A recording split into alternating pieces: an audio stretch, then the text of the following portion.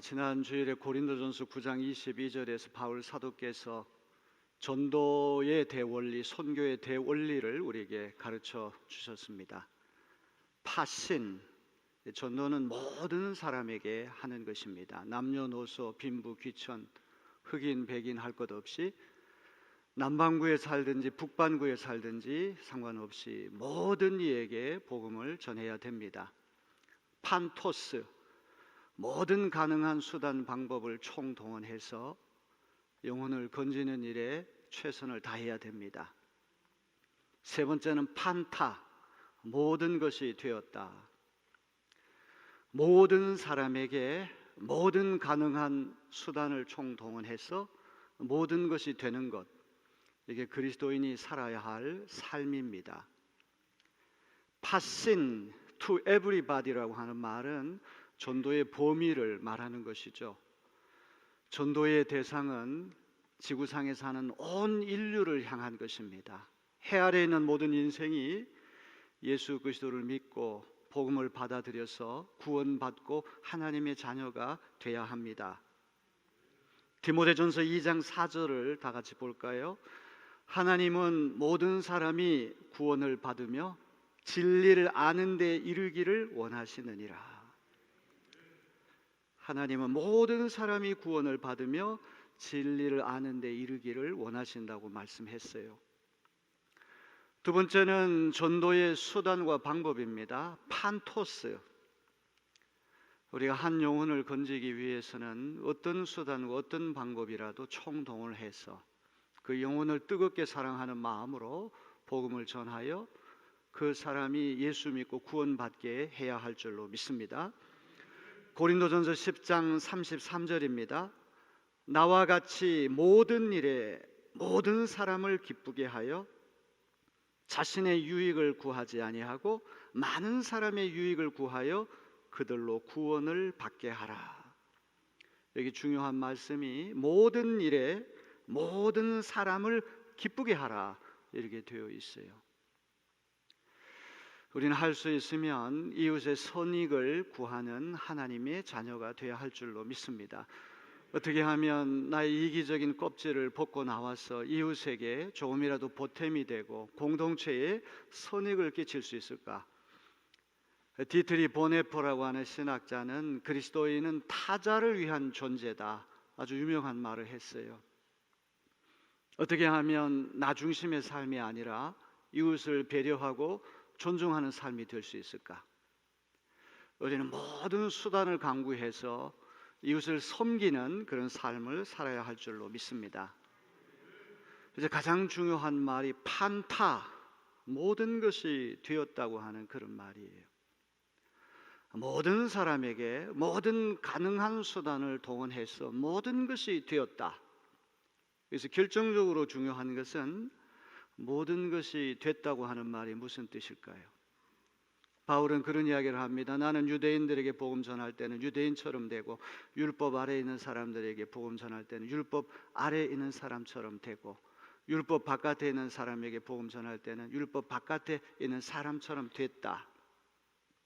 자유인이지만 그 자유를 자발적으로 포기하고 피전도인을 섬기는 종의 자리로 내려가겠다.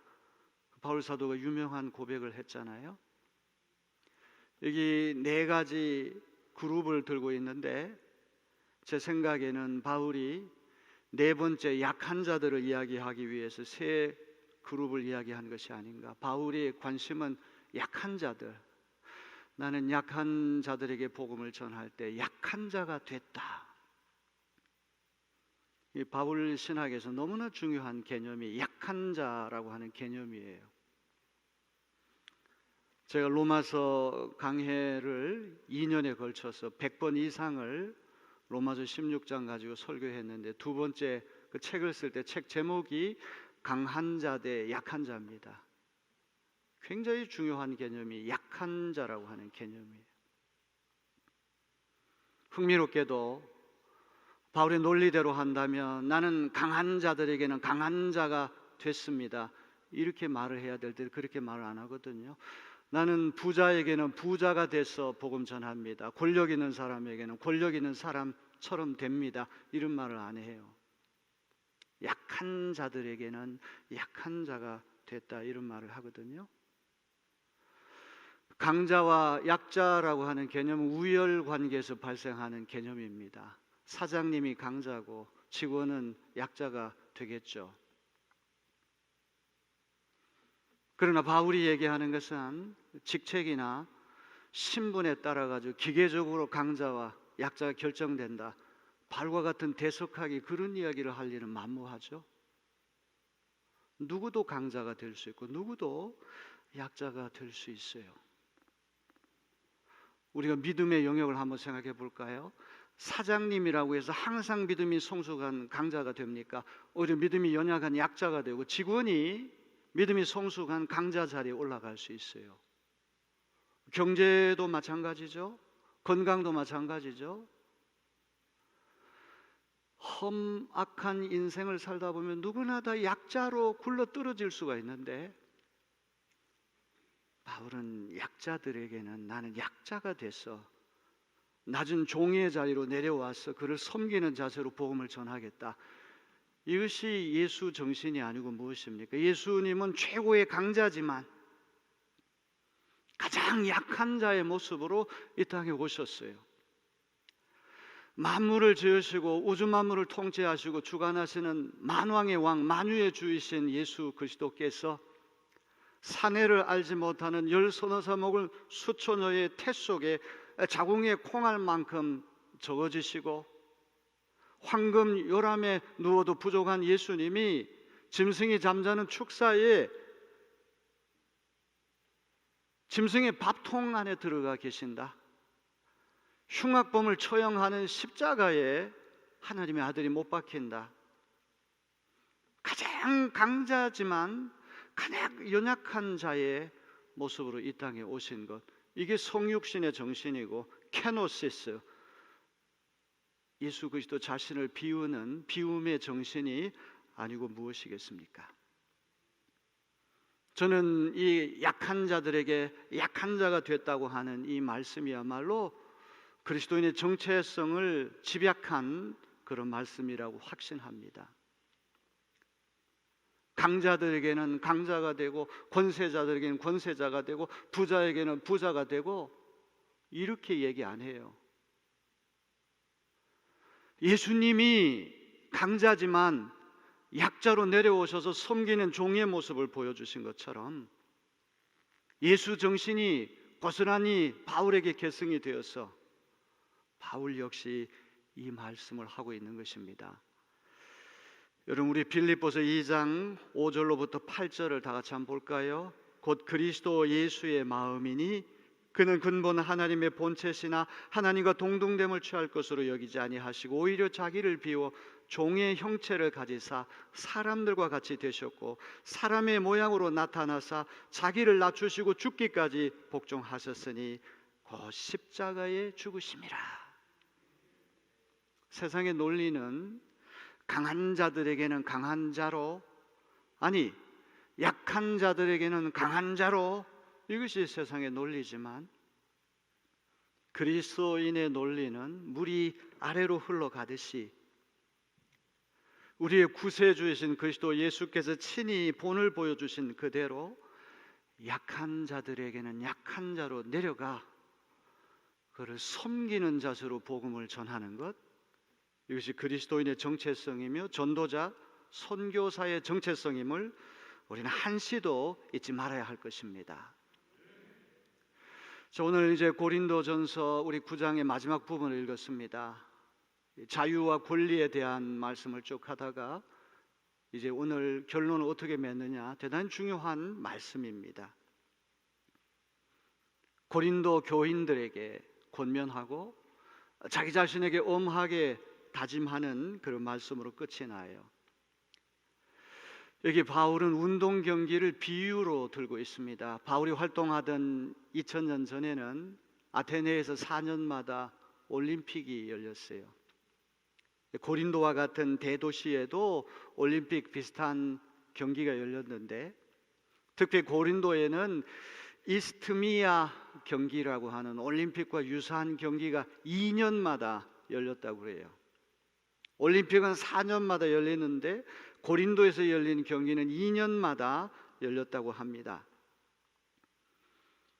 바울의 생업이 천막 만드는 사람인데 천막을 치고 로마 각 도시에 살던 선수들과 관중들이 구름대같이 모여들어서 구슬땀을 흘리면서 연습하고 관중들 지켜보는 모습을 바울이 생생하게 목격했을 것입니다.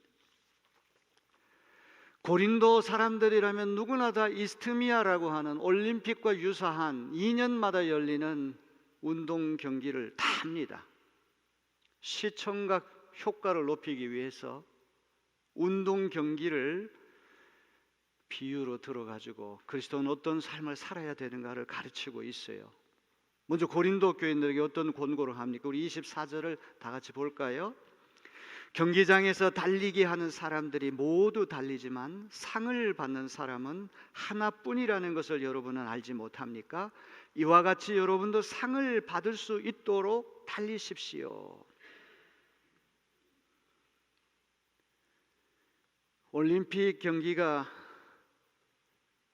6가지 기본 종목이 있었다고 그래요. 레슬링도 있고 권투도 있고 높이뛰기도 있고 원반 던지기, 투창 이런 6가지 기본 종목이 있었는데 여기 바울 사도는 달리기하고 권투 2가지를 예로 듭니다. 자, 먼저 달리기를 예로 들면서 바울이 뭐라고 이야기를 합니까? 경기장에서 운동장에서 선수들이 다 달려나가지만 상을 받는 사람은 하나밖에 없다. 2000년 전에 올림픽 경기라고 하는 건 단체전이 없었다고 그래요. 개인전만 있었다고 그래요. 축구나 농구와 같은 단체전이 있었다고 한다면 상 받는 사람이 여럿이다 이런 비유를 쓰고, 아마 바울의 비유가 더 풍성해졌을 텐데 개인전만 있으니까 단독으로 우승하는 사람에게 한 사람에게 상을 주니까 지금 이렇게 비유를 말하는 것이죠. 여러분도 이와 같이 상을 받을 수 있도록 달리십시오. 이거를 잘못 해석하면 안 되죠. 1등 하라, 1등 하라. 이게 바울의 액센트가 아니에요. 이 세상의 삶이라는 경쟁과 같은 것이고 남을 이겨야 되고 물리쳐야 되고 꼭 1등해서 상 받으라. 이게 바울이 가르치는 정신이겠습니까? 절대 아니죠. 상을 받도록 달려라. 이와 같이 몇 년 동안을 피땀을 흘려가지고 연습하고 훈련하는 선수는 우승해서 월계관을 쓰는 것이 목표죠. 올림픽 출전하는 선수는 금메달 따는 것이 목표가 아닙니까? 상 받는 그 자리까지 올라가기 위해서 상을 받기까지 어떻게 해야 될 것이냐? 이제 그 다음 말씀이 분명하게 이걸 우리 가르쳐 주죠. 운동선수가 상 받으려면 어떻게 해야 됩니까? 훈련해야 돼요. 극기해야 돼요. 절제해야 돼요. 자, 우리 25절을 다 같이 한 목소리 읽어볼까요? 경기에 나서는 사람은 모든 일에 절제를 합니다. 그런데 그들은 썩어 없어질 월계관을 얻으려고 절제를 하는 것이지만 우리는 썩지 않을 월계관을 얻으려고 하는 것입니다. 상 받는 사람의 공통점 뭐예요? 셀프 컨트롤, 자기 통제, 자기 절제를 잘 한다는 말이죠.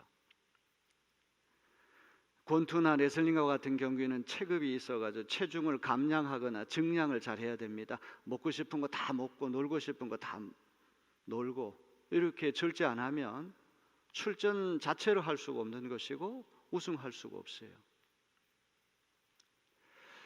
그 당시 월계관이라고 하는 게 솔잎하고 샐러리 이걸로 만든 월계관을 우승하는 사람이 씌워줬다고 그러는데 그거 금방 썩어집니다. 금방 소멸돼요. 바울이 이런 얘기를 합니다. 세상에 썩어 없어질 그 월계관을 위해서도 그렇게 자기를 쳐서 훈련하고 복종하고 절제하는데 하물며 영원히 썩지 아니할 하나님이 주시는 면류관을 얻으려고 하는 사람은 이보다 더 절제해야 되지 않겠는가? 즉 그 이야기를 우리에게 하고 있는 것이죠. 예수 믿는 우리는 세상의 허망한, 아침에 있다가 금방 사라지고 말 안개와 같은 그런 면류관을 얻기 위해서 우리는 씨름하는 것이 아니라 생명의 면류관, 영광의 면류관, 의의 면류관, 영원히 썩지 아니할 면류관을 주님께서 예비하시기 때문에 세상에 썩어 없어질 면류관을 얻으려고 하는 사람도 저렇게 자기 절제를 잘하고 철저히 훈련을 받는데 영원히 썩지 아니할 영광의 면류관을 받는 우리는 훨씬 더 절제하고 훈련해야 되지 않겠느냐, 지금 이 말씀을 우리에게 들려주는 것입니다. 자, 바울이 이런 권고의 말씀을 고린도 교인들에게만 주는 게 아니라 자기 자신에게 엄하게 자기 검열을 하는 식으로 말씀을 마친다고 하는 게 중요한 것입니다. 자, 우리 끄트머리 26절, 27절을 보게 되면 자기 다짐을 이야기할 때 부정형으로 나는 이렇게 하지 않는다는 말을 하고, 그 다음에 긍정형으로 나는 이렇게 할 것입니다, 이런 말씀 우리에게 들려줍니다. 자, 우리 26절을 다 같이 봅니다. 나는 목표 없이 달리듯이 달리기를 하지 않는다. 달리기 선수를 예로 들었어요. 두 번째는 나는 허공을 치듯이 권투를 하는 것이 아니다 그랬어요. 그리고 27절에 긍정형으로 나는 내 몸을 쳐서 굴복시킵니다. 바울이 이야기하려고 하는 이 절제의 핵심이 내 몸을 쳐서 굴복시킨다, 여기에 다 있는 것이죠. 바울이 활동하던 2000년 전에는 의미 없는 격투기가 난무했습니다. 큰 죄를 저지른 사람에게 형벌을 가하는 목적으로 며칠 동안 굶은 사나운 맹수와 싸움하게 만들고, 또 사람들끼리 서로 목숨을 걸고 싸움을 하게 만들었어요. 관중은 누가 살든지 누가 죽든지 그 관심 없습니다. 그냥 흥분해가지고 지켜보는 것, 엔터테인먼트, 오락하는 것, 그게 그들의 유일한 목적이죠. 여기 바울 사도께서 달리기 하는 선수가 목표 없이 달려서는 안 된다. 100m 경주를 하는 선수는 골인 지점을 봐야 되죠. 결승선을 바라보면서 최선을 다하여 곁눈질하지 않고 집중해서 그 목표를 향해서 달려가야 됩니다. 마찬가지로 바울도 복음을 위해서 모든 사람에게 모든 수단을 동원해서 모든 것이 된다는 자세로 한 영혼이라도 더 구원하려고 하는 굳센 의지를 갖고 앞에 보이는 푯대를 향하여 부지런히 걸어가는 인생을 살겠다, 그 다짐이 아니고 무엇입니까? 그 다음 두 번째로 허공을 치듯이 권투로 한다. 이 말씀을 가만히 생각하면 섀도우 복싱이라고 하는 게 있잖아요. 섀도우 복싱이라고 하는 것은 링 위에 올라가서 적수하고 겨루는 것이 아니라 자기 혼자 연습하는 거예요. 권투라고 하는 것이 정확한 신체 부위에다 정밀 가격을 해야지 점수를 따고 상대방을 KO 시켜서 링 위에 넘어뜨려야지만 이길 수가 있는 건데, 이거는 공중에다가 헛주먹질을 한다고 그러면 자기 에너지 다 빠지고 그는 승리할 수가 없는 것입니다. 여기서 몸을 쳐서 굴복한다는 말을 우리가 오해해서 이 몸이라고 하는 게 우리 고깃덩어리, 영혼은 선한 것이고 육체는 고깃덩어리 물질이니까 악하다, 이런 이원론자가 바울입니까? 천만의 만만의 말씀이죠. 영혼만큼 육체도 소중한 게, 우리가 전인격이 다 소중한 것이지 영혼은 선하고 육체는 악하다고 하는 생각은, 이거는 영지주의 이원론자들이 이야기하는 이단성이 있는 말이에요. 그렇다면 여기 소마라고 하는 이 몸은 영혼에 반하는 어떤 물질 고깃덩어리를 말하는 것이 아니라 우리 인격 전체를 말해요. 토탈 셀프, 우리 전인격성. 내 몸을 쳐서 굴복한다는 것은 바늘로 이 몸을 이렇게 찔러 가지고 몸을 괴롭히는 어떤 금욕주의, 금욕고행을 얘기하는 것이 아니라 정신과 영혼, 몸 전체, 우리 인격 전체를 통제한다는 그런 말이죠. 절제한다는 말이죠. 달리기 선수가 결승선을 보지 않고 딴청을 피우면 안 되고, 권투 선수가 헛주먹질을 하면은 우승할 수 없듯이, 어떻게 하면 우리가 쓸데없는 것에 시간 낭비 안 하고, 허망한 것에, 부질없는 것에 목숨 걸지 아니하고, 어떻게 하면 진리를 위하여, 생명을 위하여, 구원을 위하여 한 영혼이라도 더 건지려고 하는 그런 목표를 붙들고 부지런히 앞을 갈 수 있느냐. 이게 바울이 자기 자신에게 하는 귀한 다짐인 줄로 믿습니다. 자, 27절 후반부, 이제 마지막 부분 우리 다 같이 한 목소리 읽어볼까요? 그것은 내가 남에게 복음을 전하고 나서 도리어 나 스스로는 버림을 받는 가련한 신세가 되지 않으려는 것입니다. 해석하기가 대단히 어려운 구절입니다. 타인에게 바울이 복음을 전해가 다른 사람은 구원을 시켰는데 자기 자신 절제하지 못해서 목표물을 향해 가지 못하고 정밀 가격을 하지 못하고 헛주먹질하고 이렇게 해서 자기 자신의 구원을 상실할 거 아니냐, 이렇게 해석을 통상 하는데,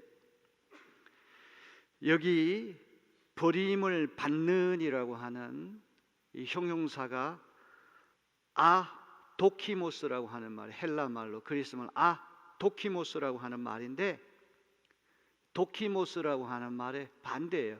도키모스라고 하는 말은 합격한다 이런 말이에요.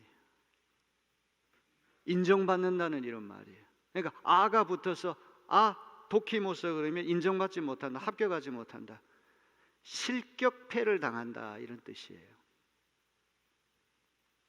가장 좋은 해석은 영어 성경이 해석을 잘 해놨어요.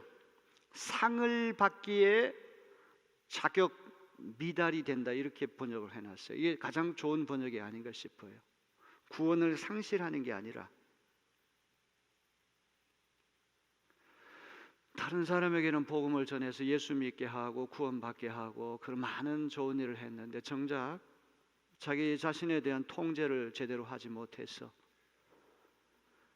달리기, 권투 선수 이런 이들이 자기 절제하지 못하고 먹을 것 막 먹고 놀 거 다 놀고 체중 감량에 실패해가지고 아예 경기에 출전도 하지 못하고 실격패 당하는 그런 일을 당하지 않겠다, 이런 결단입니다. 자유와 권리라고 하는 그 주제를 가지고 이제 9장에 이렇게 결론을 내리고 있어요. 모든 걸 할 수 있는 자유가 있지만 자유라는 게 freedom from something, 무엇으로부터의 어떤 소극적이고 수동적인 자유. 우리가 자유 그러면 억압받지 않고 내가 하고 싶은 거 다 하는 자유.